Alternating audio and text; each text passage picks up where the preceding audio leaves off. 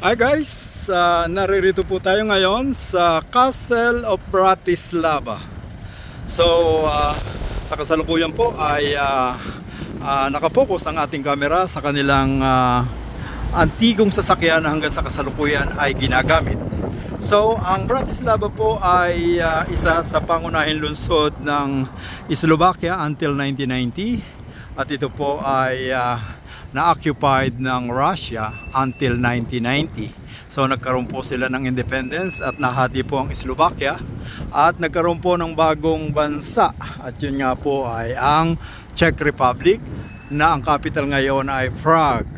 So andito po tayo sa Slovakia at ito po ang bansang Slovakia at ang capital po nito ay Bratislava. So naririto po tayo at meron po tayong itinutour na isang pamilya ng Pilipino from the Philippines, ano?